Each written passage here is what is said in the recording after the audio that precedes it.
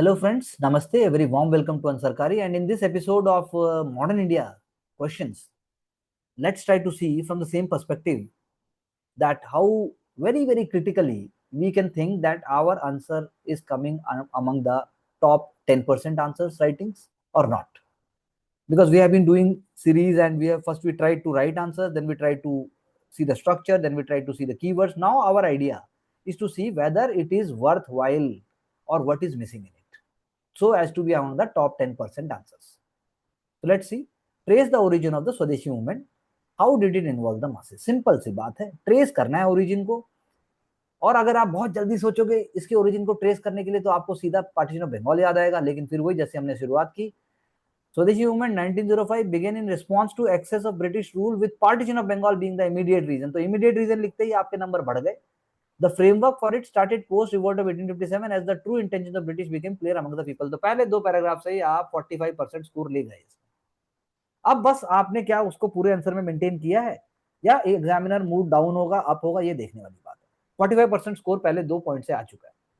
Directional shift towards organization of movement by institution of INC from 1885. Very important point. Divide and rule tactics couldn't remain suppressed for longer. For example, Bengal partition. Different legislations of Charter Act, Council Acts, and GOV 1909 were to increase British gains instead of power devolution to India. So the nature of Swadeshi movement was shaped by moderate versus extremist debate. Moderates wanted to keep it as constitutional in nature, seek freedom, or you can say seek home rule, not freedom actually. They were seeking home rule, that is the rule within the British Empire only. Extremist direct confrontation, they wanted freedom. So masses ने क्या किया? Bonfires, student, lawyers, practice, Swadeshi, Charkha. Therefore, Swadeshi movement was successful in giving up thrust to the freedom struggle. So coming back to the question again, if I see कि question ने क्या मांगा, पहले आपने origin बताया, आपने origin भी बता दिया और आपने ओरिजिन को लाके आपने पूरा मूवमेंट का भी थोड़ा सा जिक्र कर दिया कि कैसे हुई, लेकिन आपने मूवमेंट के अंदर नहीं गए क्योंकि वो मांग ही नहीं रहा. फिर साथ में वो क्या मांग रहा है कि मासेस कैसे इन्वॉल्व हुए. तो चलिए आपने नीचे बता दिया कि मासेस जो इन्वॉल्व हुए वो जो है नेचर के साथ आपने किया, एक्सट्रीमिस्ट को बता दिया. तो आई थिंक फेयर इनफ. इसी इंटेंसिटी और इसी क्लैरिटी से लिखा जाना चाहिए. इससे ज्यादा कॉम्प्लेक्स नहीं होना चाहिए. सिंप्लिसिटी का 2% गुंजाइश है, लेकिन otherwise I would say it is definitely on track. How did the terrorist movement. तो टेररिस्ट वर्ड अब नहीं आएगा, रिवोल्यूशनरी आएगा, फ्रीडम स्ट्रगल आएगा, वायलेंट आएगा, एक्टिव आएगा, लेकिन टेररिस्ट नहीं आ सकता. अगर कोई हरियाणा सिविल सर्विस का एग्जाम भी देता तो ये क्वेश्चन आने वहां के लिए लाजमी है. How did the terrorist movement, जिसको मैं कहूंगा revolutionary movement, gather strength in countries other than India. साफ सी बात है, इंडिया की बात नहीं करते. The terrorist movement showcased that Indian freedom struggle was global in nature, that inspired and was inspired from different countries. ठीक है. Presence of Indian nationalists in different countries, for example, establishment of Ghadar Party at San Francisco. Access to resources to spread the ideas at large scale, Sardar Udham Singh, Assyrian Michael O'Dwyer. Believe that international pressure on Britain will lead to the transfer of power to India in less time. Komabata Maru incident unveiled the revolutionaries which further emboldened them to oppose British. Indirect support from nationalists like India House by Dadabhai Naoroji at London and Swami Vivekananda at Chicago. तो बहुत अच्छा लिखा, बहुत सारे point है. बस थोड़ा सा जब हम अभी रिवीजन करते हैं तो आप जो है जैसे इंडिया हाउस में आप श्यामजी कृष्ण वर्मा का नाम भी ले आओगे. उनकी एक इंडियन सोशियोलॉजिस्ट करके मैगजीन थी. दूसरा, आपने बहुत अच्छे पॉइंट और बहुत यूनिक पॉइंट भी डाले, लेकिन अगर मैं बात कहूँ कि रेगुलर पॉइंट के अंदर क्या मिसिंग है तो वीरेंद्र चट्टोपाध्याय, जर्मनी में बर्लिन. महेंद्र क्या था उनका नाम, राजा महेंद्र, मेरे को इतना याद आ रहा है, जिन्होंने काबुल के अंदर प्रोविजनल गवर्नमेंट बनाई. तो अदर देन इंडिया एक अफगानिस्तान का एग्जांपल हो गया, एक बर्लिन का एग्जांपल हो गया, पेरिस में मैडम कामा हो गई, बाकी आपने दे ही दिया. तो आई थिंक फेयर इनफ. 45% कम से कम स्कोर आने के चांसेस है, ज्यादा भी आ सकता है अगर एग्जामिनर टायर्ड हो जाएगा सब लोगों के रेगुलर आंसर पढ़ते पढ़ते. तो this is an off beat answer. Off beat answer में स्कोर आने के चांसेस ज्यादा होते हैं, प्रोवाइडेड आपको जनरल बातें भी पता हो. चलिए आगे. Was Jawaharlal Nehru justified in adopting the principle of non-aligned as the cornerstone of Indian foreign policy? क्या जवाहरलाल नेहरू जस्टिफाइड थे? क्या वो प्रिंसिपल जो नॉन अलाइन का ले रहे थे, क्या वो कॉर्नरस्टोन इंडियन फॉरेन पॉलिसी का जो बना, क्या वाकई वो सही था? So non align movement became the soul of Indian foreign policy. It's clear and non political ideology open the doors to international peace. बहुत बढ़िया स्टार्टिंग है, बहुत कॉमन सेंस का है, बहुत बेसिक है. Justified because open just and fair third alternative to the third world countries. Did not mean neutrality but unity stability and peace, बस एक इलस्ट्रेशन देनी चाहिए थी कैसे। बोलो चाहे क्यूबा मिसाइल क्राइसिस था, चाहे वियतनाम वार था, हमने अपना स्टैंड लिया। It's perpetual nature and validity with changing geopolitics make it more justified. तो लैंग्वेज भी बहुत सही है, कोई दिक्कत नहीं। It reflected both the means and ends of universe to strive, बस वही है, इलस्ट्रेशन एक एक होना चाहिए, बाकी सब कुछ वंडरफुल है।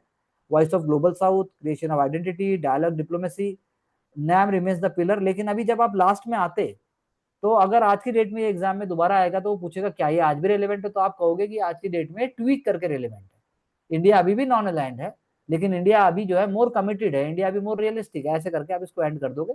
उसमें आप जयशंकर साहब की किताब का नाम लिख सकते हो, उसमें आप इंडिया का स्टैंड लिख सकते हो, जो इंडिया का इसराइल के साथ है, इंडिया का पैलेस्टीन के साथ है। इंडिया ने किसी भी वर्ल्ड गोल को छोड़ा नहीं है, इंडिया ने किसी भी कमिटमेंट को छोड़ा नहीं है, लेकिन इंडिया ने अपने स्टैंड को और ज्यादा ब्रॉड, इम्बोल्डन और अपने आप को ज्यादा उजागर किया है। तो I think well written, on track.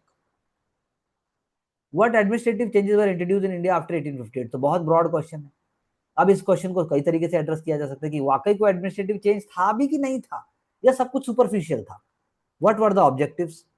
So revolt provided monumental shift, ठीक बात है। Changes, transfer of power to British crown, generate false conception of belief of people, giving the approval to Indians to discuss budget, nominal powers to Indian. बहुत अच्छा class आपने जो design बनाया, यानी जो क्लासिफिकेशन किया, उससे बच गया आंसर, और 5 नंबर आने के चांसेस इसमें बढ़ गए, क्योंकि ये चीजें लंबी लिखी जाती है, लेकिन आपने छोटे वर्ड्स को यूज करके बताया, तो ये एडमिनिस्ट्रेटिव एबिलिटी को शो करता है, खासकर जैसे पॉइंट नंबर 3 है, एश्योरेंस ऑफ नॉन एनेक्सेशन, लेकिन प्रेसिडेंट तो जो बात कही उसका उल्टा किया, तो वही वाली बात है। तो आई थिंक फेयर इनफ। लेकिन आगे चलते हैं, जब इसको हम देखते हैं कि आपको ये बताना चाहिए था, जैसे आर्मी में चेंज किया, जैसे आर्मी में मिलिट्री चेंजेस किए उन्होंने ना, मिलिट्री को उन्होंने कास्ट और आइडेंटिटी बेस पे कर दिया, एक पॉइंट ये था, एडमिनिस्ट्रेटिव चेंज की बात है। दूसरा, आप कह सकते हो एडमिनिस्ट्रेटिव चेंज में कि भाई काउंसिल्स बन गई, जैसे आपने बताया भी, लेकिन थोड़ा सा और बोल देते कि काउंसिल, वही मतलब बस एक दो पॉइंट ये हैं। बाकी आप, बाकी आपको मतलब आप कंक्लूजन में लड़ते कि ऑब्जेक्टिव वही था, to to exploit India and to have drain of wealth from India, but in a way कि इंडियंस उसको पहचान ना पाए, या इंडियंस उसको पहचान भी पाए तो कुछ कर ना सके। सो मिसगाइड कर रहे थे बेसिकली इंडियंस को, ऐसा आप कह सकते हो। भाई जैसे आपको अक्ल आ गई कि आपको अखबार पढ़ना चाहिए, लेकिन आपने मुझसे पूछ लिया सर कौन सा अखबार पढ़ूं, और मैंने कह दिया पंजाब केसरी, तो अखबार तक की बात समझ तो आई, लेकिन बोल दिया पंजाब केसरी, तो क्या होगा, फिर कुछ नहीं होने वाला। पंजाब केसरी तो पता ही आपको संडे को कैसा आता है। How did the movement for liberation of women receive a great stimulus, देखो ग्रेट स्टिमुलस है इसमें, कुछ भी लिख सकते हो। The movement for liberation of women was a stepping stone to truly achieve complete independence by India, let the birth of mature modern democracy. बहुत बढ़िया, फास्ट लिखी है, बहुत अच्छा लिखा है, बिगनिंग में कोई दिक्कत नहीं है। सेंट्रल रोल ऑफ वुमेन कैसे था, mass support of women in non, लेकिन अब वही आप सीडीएम पे आए सीधा। अरे भाई उससे पहले भी है आपकी रानी चिन्नम्मा ऑफ कित्तूर है 1857 से पहले, या आप बोलो झांसी की रानी का भी नाम लिख दो, उसमें क्या दिक्कत है कि वो इंस्पिरेशन है। फिर आप ले आओ स्वदेशी मूवमेंट में, वहां पे भी तो नारियां थी।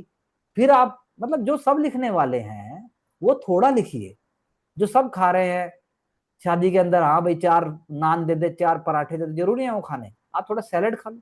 शादी में बीट रूट कोई खा के राजी नहीं है, आप बीट रूट देखो हमेशा वैसे के वैसे रखे रहते हैं, और बीट रूट हमारी सेहत के लिए अच्छे होते हैं। और हिंदुस्तानी शादियों में भले घर में कभी भी लेट्यूस नहीं आया होगा, लेकिन आपको नॉर्थ इंडिया की शादियों में लेट्यूस रखा जरूर मिलेगा, तो इसके ऊपर ऐसे करके वो पॉलिथीन का कवर होगा, लेट्यूस कोई खा के राजी नहीं, घास बोलते हैं उसको, घास फूस। तो भाई वही बात है, तो आप जो सब लिख सकते हो मत लिखिए, आप नाम बताइए, 2-4 नाम याद रखिए कि कैसे नेशनल मूवमेंट कह रहा है, यानी कि क्रांतिकारी भी आ सकते हैं, यानी कि राइटर भी आ सकता है, यानी सोशल रिफॉर्मर भी आ सकता है, यानी कि टीचर भी आ सकता है। तो अच्छा लिखा, लेकिन और एक्सप्लॉइट करने की जरूरत है, और ज्यादा रिलैक्स होकर लिखने की जरूरत है इस आंसर को, तो हमें स्कोर ज्यादा आएगा, क्योंकि आसान क्वेश्चन नहीं है, दिखता आसान है लेकिन स्कोर नहीं आएगा। तो इसीलिए क्वेश्चन ये ट्रैप है, ऐसे क्वेश्चन ट्रैप है कि जो क्वेश्चन सब लिख सकते हैं दे आर ट्रैप बेसिकली। तो ऑलवेज गेट मोर कॉशियस कि यार सब लिखने वाले मैं क्या लिखूं इसमें। आपने जो सब लिखते हैं वो लिखा, तो नंबर जो सबके आएंगे वो आपके आएंगे, जो सबका होता है वो आपका भी होगा, और सबका पता ही हमें क्या होता है, सब जैसा नहीं बनना है। चलिए आगे। Therefore doctor B R Ambedkar said, तो अब देखो वो सब आपने ठीक लिया, लेकिन आप ऐसी बात थी तो आप लाते कॉन्स्टिट्यूंट असेंबली का लाते, उषा मेहता का नाम लाते, आप मालती चौधरी का नाम लाते, प्रतिलता वाडेदार लिख देते।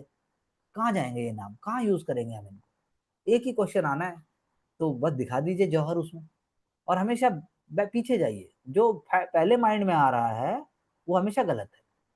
भाई घर में रसगुल्ले रखे तो पहले दिमाग में आता ही है कि रसगुल्ले खा लूं, लेकिन फिर लगता है नहीं नहीं मैं मोटा हो जाऊंगा, तो रसगुल्ले आप सोचते हो कि खाए नहीं खाए। Same is with the answer. तो करना सब कुछ है, but then it has to be in a different way. चलिए, स्वदेशी की भावना हमें आरंभ से ही भारतीय समाज सुधारों के विचारों तथा उनके द्वारा आरंभ किए गए संगठनों से मिली। बिल्कुल सही बात है। ब्रह्म समाज की स्वयं की संस्कृति, सत्य शोधक समाज, आर्य समाज, बहुत बढ़िया, बाल गंगाधर तिलक, मूलतः स्पष्ट और प्रत्यक्ष रूप से स्वदेशी आंदोलन का आरंभ आपने भी देखो अपने आप बहुत अच्छा लिखा, आपने भी उसको पीछे से जोड़ा, लेकिन आप आगे आके रुक गई।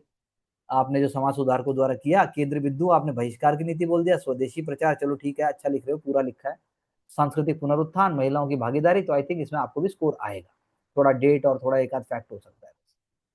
जवाहरलाल नेहरू जी की समाजवाद की अवधारणा पूर्ण रूप से भिन्न थी, उनके द्वारा उनकी नीति स्पष्ट देखने को मिलती थी। 1929 के अधिवेशन में 26 जनवरी स्वतंत्रता मनाना हो या पूर्ण स्वराज की मांग हो, ठीक बात है। आपने थोड़ा सा ना बहुत पीछे से स्टार्ट किया, तो थोड़ा सा जगह कम होती है आंसर में, बस लिखा बहुत जबरदस्त है, लेकिन हमें पूरे आंसर को जस्टिफाई करना है, लेकिन लिखा बहुत अच्छा है। 1939 का भी बहुत अच्छा पॉइंट है। अब आपने जो है इसी गुप्तापूर्ण को आपने बताया, साम्राज्यवाद, उपनिवेशवाद, नस्लवाद को बताया। आगे चलो, भारत, चीन और अमेरिका की धुरी को स्पष्ट करके एक गुट में भारत को अलग करती थी कठिन संघर्ष, तो आपने बाद वाला पोर्शन रह गया। पहला तो सही हो गया, लेकिन दूसरा रह गया, दोनों में बैलेंस करना है। लेकिन आई रियली अप्रिशिएट, ये पॉइंट हम इंग्लिश में भी लिख सकते थे कि भाई जवाहरलाल नेहरू ने नॉर्थ की कॉर्नर, लेकिन क्वेश्चन मांग नहीं रहा है। क्वेश्चन कह रहा है वो क्या वो सही थे और वो कॉर्नर स्टोन है हमारी फॉरेन पॉलिसी का, नहीं ये बोल रहा था। तो यानी दो एक दो पॉइंट आ सकता है आप बोला, not not unfair. East India company का शासन नियंत्रण ब्रिटिश क्राउन को सौंपा गया। भारत में प्रशासन का पुनर्गठन किया गया। गवर्नर जनरल के पद को वायसराय में बदला गया। ठीक है, आपने कॉमन पॉइंट लिखे, भारत की सेना में भर्ती की बात आपने की, सिविल सेना, सिविल सेवा की बात की, बजट पहली बार आया, हाँ बात आपके पॉइंट ठीक है, बजट वाले पॉइंट भी हम ले सकते थे। भाषाई और धार्मिक आधार पर नौकरियों को सृजन किया गया, ये पॉइंट भी बहुत अच्छा है। सामाजिक शैक्षिक आरंभ हुए, पश्चिमी शिक्षा को अंग्रेजीकृत भाषा के साथ बढ़ाया गया। 1860 में आईपीसी पारित हुआ, 1862 में लागू हुआ, देशद्रोह के विरुद्ध विशेष कानून लागू। तो ये आंसर आपका अच्छा हो गया। जब हम एडमिनिस्ट्रेटिव चेंजेस की बात करते हैं तो वहां पर जो क्लासिफिकेशन था वो बहुत अच्छा था, लेकिन जैसा मैंने बोला मिलिट्री में चेंज आ गए, आईपीसी आ गया, काउंसिल आ गए, तो ऐसे करके दो तीन पॉइंट ये भी हो सकते थे, इससे हमारा आंसर और इंरिस्ट हो जाता। भारत में राष्ट्रवादी आंदोलन उदय और विकास में महिलाओं की मुक्ति के आंदोलन की किस प्रकार प्रेरणा मिली, किस प्रकार बड़ी प्रेरणा मिली, क्वेश्चन ये कह रहा है। जैसा मैंने पहले कहा कि मतलब नेशनल मूवमेंट को कैसे प्रेरणा मिली, तो नेशनल मूवमेंट को प्रेरणा मिली जब लेडीज एडवर्स सर्कमस्टेंसेस में भी काम करती हैं, लेडीज को मौका नहीं मिल रहा फिर भी कर रही है, तो वो प्रेरणा देंगे, ये वाली बात है। सामाजिक सुधार आंदोलन केंद्र में महिलाएं, दलित और अस्पृश्यता को रखा गया, उत्थान के प्रयास किए गए, चेतना का विकास हुआ। स्वतंत्रता संग्राम 1857 में भागीदारी मिली, 1905 में स्वदेशी मूवमेंट में भागीदारी मिली, आपने बता दिया, ठीक बात है। सरोजिनी नायडू, बीकाजी कामा, कस्तूरबा गांधी, मातंगी हजरा, महिलाओं की मुक्ति के प्रयास किए गए। 1930 में सविना अवज्ञा आंदोलन में बड़े पैमाने पर हुआ। तो यानी अच्छा आंसर लिखा आपने भी और उन्होंने भी। तो पॉइंट यही है, जब वो प्रेरणा की बात कर रहे तो आप थोड़ा रिलैक्स अगर हो जाओगे तो आप फिलोसफी थोड़ी सी ले आओगे और एक आध नाम कम भी लिख दोगे तो स्कोर ज्यादा आ जाएगा, क्योंकि ज्यादातर लोग ऐसा करने वाले हैं कि वो बहुत सारा लिखेंगे। तो आप थोड़ा कम लिखो लेकिन गहरी बात लिखो, ये अप्रोच भी लाने की आप कोशिश कीजिए in the next episode onwards, and it is really going to help us in the longer run. तो दिव्या आप बताइए, आपको क्या लगता है कि स्कोर कैसे बढ़ सकता है? सर जोड़ना है बैलेंस करके, और फैक्ट्स और डाटा जो है उनको भी लेकर आना है सर। मानसी?